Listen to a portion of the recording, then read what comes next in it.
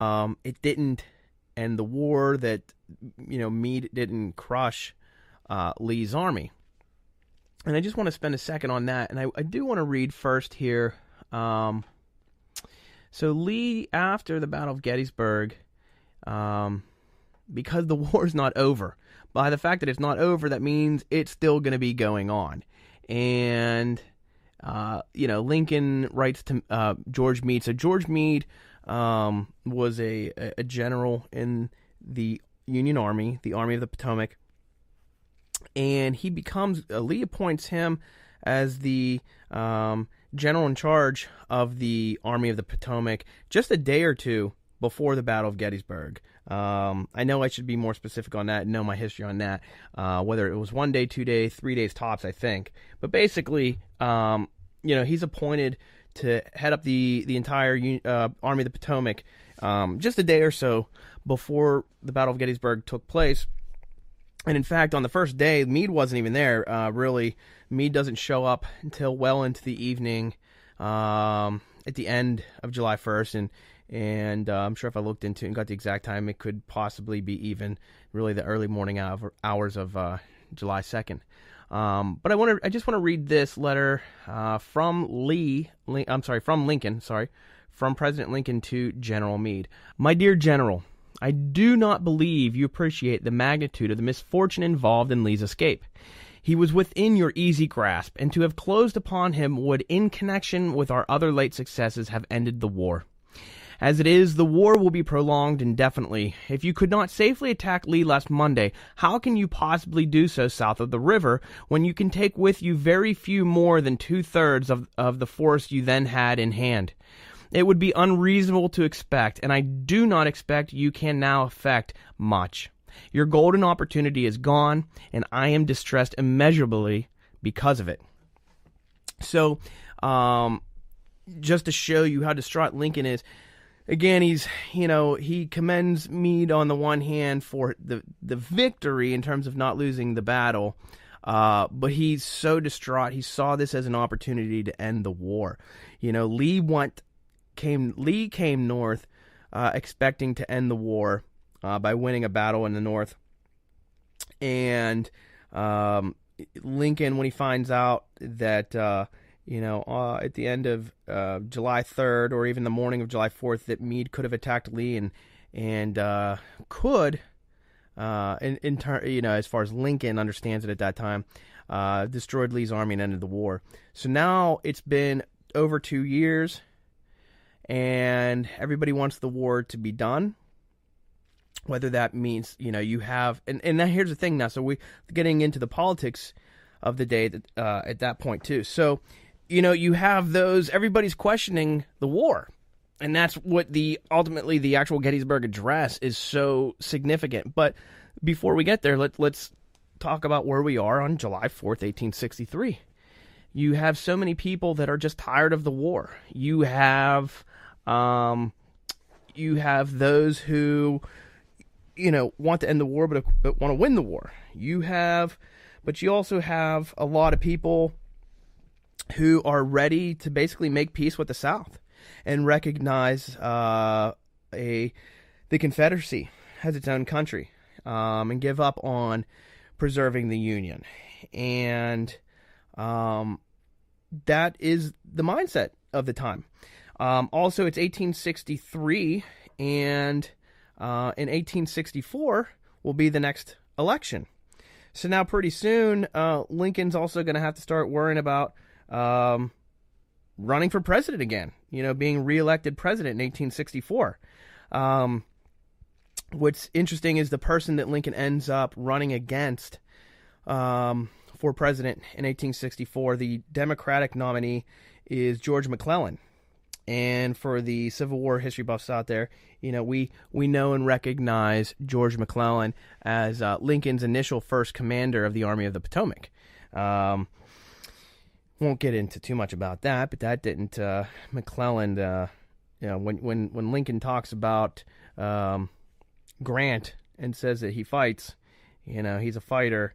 That's also being said in stark contrast to McClellan, who was always planning, but never really had much success on the battlefield for lack of ever really organizing, getting the fights going. Always just organize, plan. But anyways, so it would be McClellan that would run against Lincoln in 1864.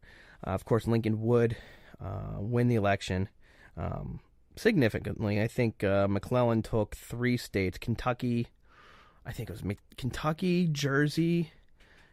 New Jersey, and I think maybe Delaware was the third. So McClellan would take about 21 electoral votes, and Lincoln about 221, somewhere in that neighborhood. So that's also, there's the political ramifications of, this war is still going on, and people are tiring of the war. The people being killed, not coming home, and the sacrifices that we spoke of earlier.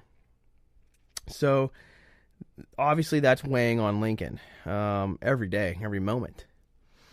Now, the other aspect of after July 3rd, 1863, the people of Gettysburg wake up on July 4th, 1863, and realize that they've got a big mess on their hands.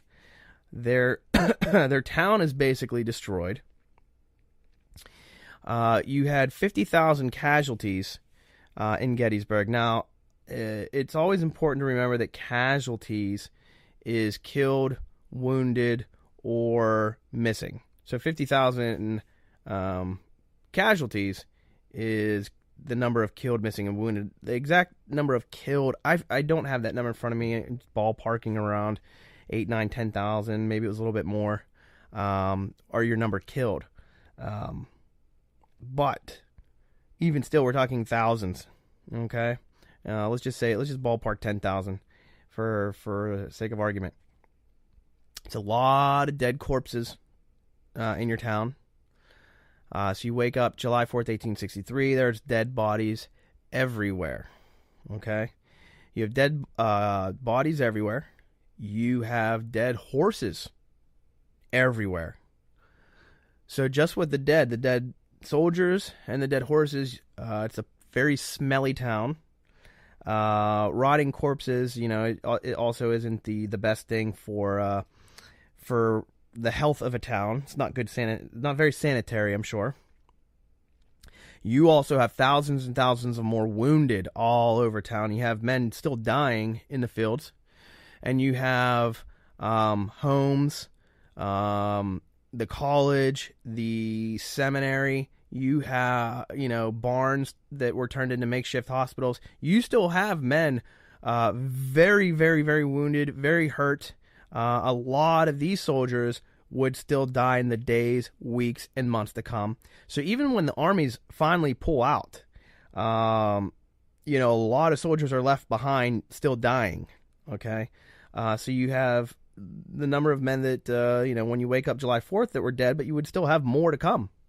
From those that did not survive their wounds and were never able to leave Gettysburg. And they always talk about the smell. So the smell's so bad. Now the other thing too, you also have, as the battle was raging on those 3 days, you had a lot of farmers' fields, like their fences knocked over. So you have a lot of pigs that get out there. And the pigs are eating the corpses and bodies, which is unsightly. So you have people who have to just start dealing with the mess, digging very shallow graves. So you have farmers and townspeople. You have to deal with it. So they start, obviously with the horses, they're burning horses. So you have just the putrid smell of piles of burning horse corpses all over town, and you're digging shallow graves. And even with these shallow graves, you've got thousands of bodies. You're digging what you can. You can't get everybody. You're digging these shallow graves, but you, even because they're so shallow, you even have the pigs digging them right back up.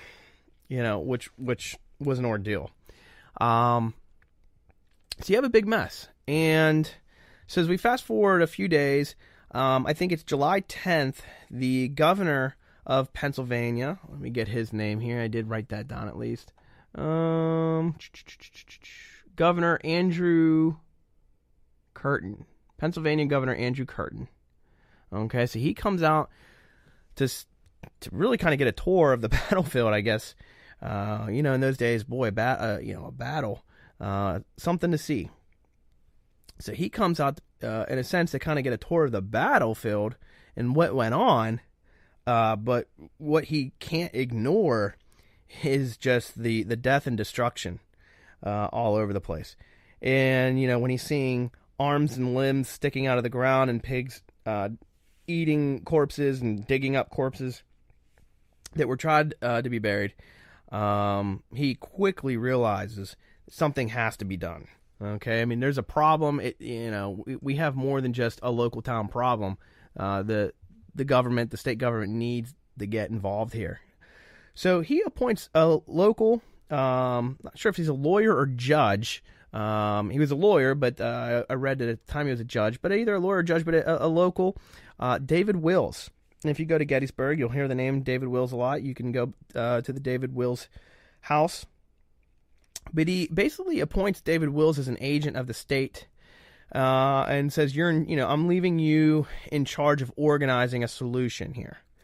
So David Wills does an incredible job. We're going to highlight, just kind of summarize what happened to deal with this mess. So the governor appoints David Wills as an agent of the state to basically figure out a solution and handle the job. He does report to the governor when he has ideas. He's like, this is what I'm thinking about doing. He pretty much got approval all along the way, but he is running the plan through the governor. And he's also working with governors of the other northern states, that had men die there, of course. So he is trying to be diplomatic in not only making sure that the governor of Pennsylvania is approving everything, but he is working with the governors of the other states. But in a nutshell, they procure about 17 acres of land for roughly, I think, about $2,500 or so. But they procure 17 acres of land on Cemetery Hill, right next to the existing town cemetery there. Okay, so they procure the land, and David Wills realizes that, let's not just make this a ordinary cemetery. Let's do this the right way. This is going to be a cemetery for those men who fought and died here.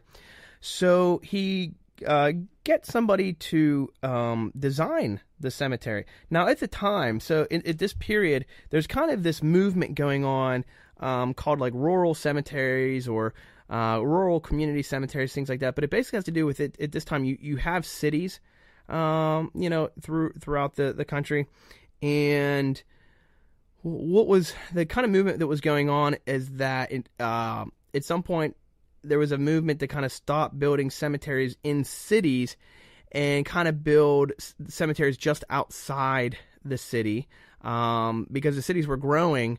So they kind of wanted to make sure that there was still room within the city to grow. And if you kept putting cemeteries in the city, you kind of prevented, the city itself from being able to grow. So they started moving cemeteries outside of the city and started designing them as places more similar to what we know today as cemeteries, with paths and walkways and a nice looking cemetery that you can go and spend a few hours and visit your loved ones that have passed on. So David Wills basically contracts, a preeminent man at this time who is part of these new cemetery designs. And I think his name's Saunders. I don't have that written down, but from memory, I think his last name is Saunders. But anyways, so this Saunders gentleman designs a cemetery, and he designs it initially as far as the tombstones. The graves would be in a half circle formation. That there would be a beautiful walkway around the cemetery, and then the kind of the half circle